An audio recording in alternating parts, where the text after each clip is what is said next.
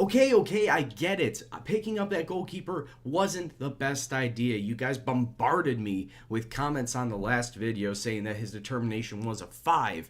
And to be honest with you, I didn't look at that when I was going to sign him. I was just looking at his overall stats, and determination didn't factor into it. But, crazy enough, it doesn't even matter because I can't use him to train. Congratulations. You played yourself. Yes, as it turns out, I tried to get him to tutor one of my young goalkeepers, and it turns out that he is not fit to tutor anybody. So, €1,000,000 in the bucket, as that was a gigantic waste.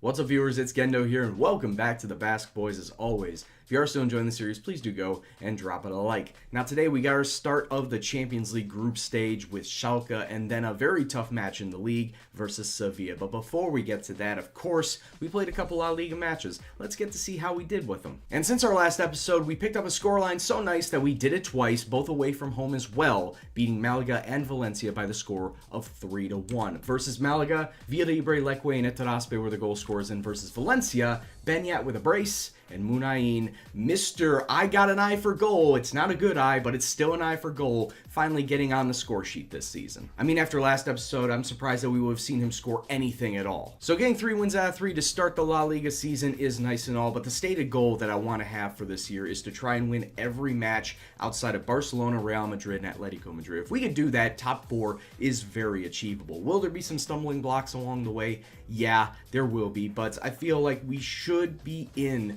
most of these matches. We should be in it to win it in pretty much every match outside the top 3. And if we can nick some points off the top 3 teams, then all the better. And this season, I want to try and make it to the quarterfinals of the Copa del Rey, because over the last 3 seasons, we get knocked out of the 5th round against the La Liga side, a low-tier La Liga side for some strange reason, and the board get mad at me for that season because we didn't meet our expectations. So I want to try and make the quarterfinals this year. So today versus Schalke, we're going to be at home, and we're going to swap to the 4-3-3 to see how we fare versus them. Yes, it's the first Champions League match. I want to see how well this formation works against this team before deciding on whether I should go forward with the 4-2-3-1. So this is the lineup that we're going to use today. Ruffier is going to be in net. Leque, San Jose, Laporte, Monreal along the back line. The 3 in the middle will be Benyat, Itaraspe, Marino. Munain and Susaeta sitting on the wings, and up top today, maybe a little controversial, but John Batista is going to be getting a start. Like I said last season, that Villalibre did very well within the league. When it came to European competitions, though, he fell flat on his face. So that being said, John Batista is going to get the start today. Hopefully, his more experience within high-level matches, as well as him being older, will allow him to score the goals that we need today. Hopefully we can get that. So let's go kick off and see what happens. And it's nice to see us back in the Champions League. I'd like to try and be top 4 for years to come and continuously get into this Champions League, get that extra money, but also to test my squad and to test my formation. Benyat on the top of the box, free kick. What a lovely strike into the upper 90 of that left side of the net. Benyat, 3rd goal of the season. He is the free kick specialist for a reason, and we got a nice lead. That's why when I went to the 4-2-3-1-2 defensive mids last season, I felt we had a drop-off in quality because we couldn't get Benyat on the pitch. This is what he can do, and that's what I want to see every time out. 1 minute left to go in this half. Marino coming through. Nice pass to Munain, and he scores on camera. He takes his first shot of the day, and this time it goes into the back of the net. Not like last time, 4 shots and 4 complete misses. And it's 2-0 to Athletic Club. Let's keep the train rolling, boys. Great pass, great vision from Marino to find Munain.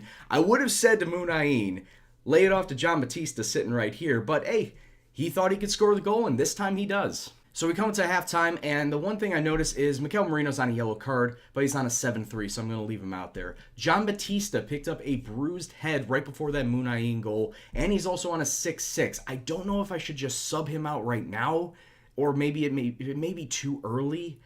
Yeah, you know what? I'm going to do it. Batista's going to be out for Via Libre, and everyone else is going to remain the same because they're doing fairly well. Monreal, though, 6-7. Going to have to monitor that. But hey, 2-0 to the club. Let's go see this out for the next 45. Hopefully come away with a win to start our group. And since halftime, there has not been anything. I already swapped out Pablo Hervias in for Susaeta. That hasn't done much of anything right now. Benyat's on a 60%.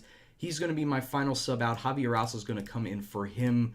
But yeah, it's just been 0 highlights this entire half, which is good for us because that means we're holding a lead. And time is ticking down. Good clearance away. We're going to hold on to that 2-0 lead that we get 3 points in this opening group stage match. Like I said, very well done, lads. Getting 3 points over somebody that was tipped to also advance.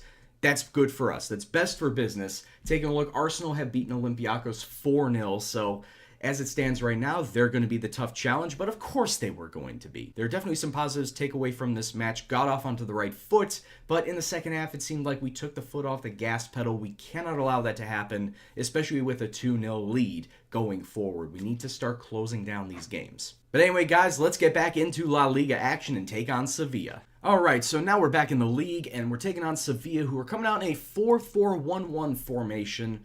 Okay, fairly balanced. I can respect that. We're going to be coming out in the 4-2-3-1 this time, and the lineup's going to be as follows. Same back line, so between the goalkeeper and Monreal, that's the same. The 2 center mids will be Benyat and Moreno. The 3 attacking mids, Munain, Unai Lopez, Pablo Hervias, and sitting up top, Asier Villalibre, because of course he will be. All right, guys, Sevilla are sitting in 18th place to start. Yeah, they're not had the best starts, but Sevilla, I feel, still have that potential to be top 5 at the end of the season, so we cannot overlook them.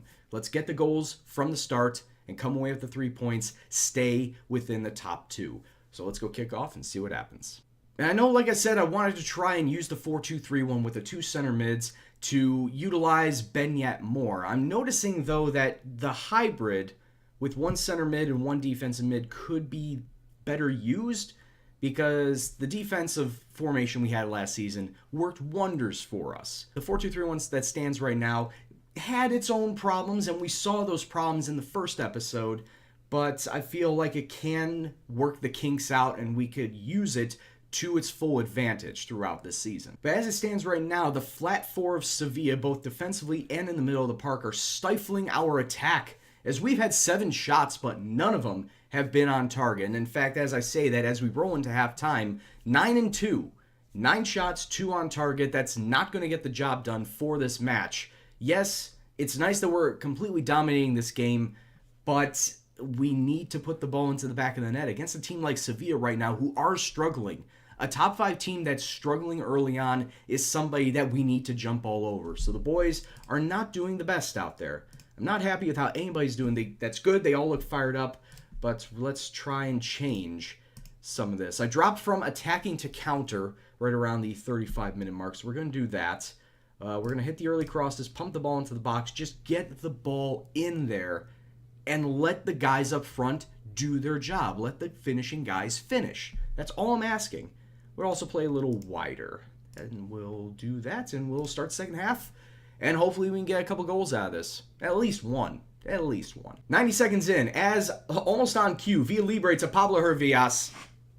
The changes that have been made are paying dividends already. Like I said, 90 seconds in, we get the first goal of this match. Finally, it's 1-0 to the club. Off a throw-in from Monreal, Moreno and Monreal hooking up immensely well, getting into Villalibre, heading it on for his first assist of the year, I think. Pablo Hervias' first goal of the year, and that's a great way to get ourselves up in the lead. And since that opening goal, there has been very little in the way of attacking movement from either side. We've only taken a couple more shots. Sevilla, 1 shot of their own. We finally get another highlight. Susaeta, who has been subbed on, taking a shot, and the super sub, who came on about 7 minutes ago, gets his first goal of the season and doubles the lead with 16 minutes left in the match. 2-0 to Bilbao. Let's take a look at that again. It was a good free kick from Benyat, getting it out to Susaeta. It was headed back out to Susaeta. A low worm burner along the turf, underneath the goalkeeper, and there it is. Oh, now the highlights are coming in thick and fast. 2 minutes later, we have the opportunity to get ourselves another goal. Hervias gets out to Villalibre, oh my lord, what, did you see that? A laser beam from Villa Libre into the far post. I didn't think that he had himself a great look at a shot, but he proved me wrong. Villa Libre, this kid, as I've shown before, he is a wonder for this club. It's great that we developed him, and for him to come along this far with how well he's been developing and scoring all these goals, absolute plus for the club. 3 minutes left to go in this match. Villa Libre running free. He's taking a shot from 40 yards out, thinking that he can chip the keeper, which, funnily enough, guess who's in net? It's Kepa. We put 3 past Kepa.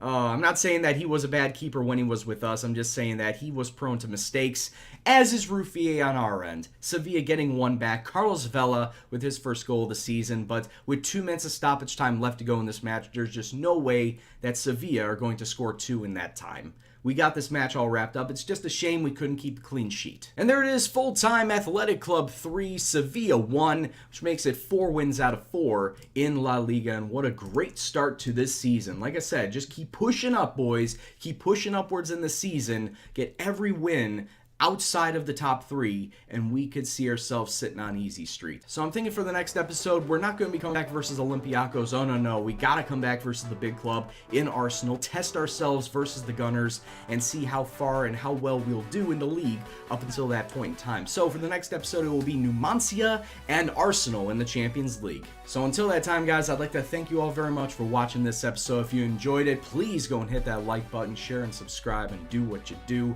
Leave a comment below on what you thought about this episode and the series as a whole. I'd like to hear what you guys got to say. I mean, believe me, you told me off about selling away Kepa, and believe me, I understand your plight.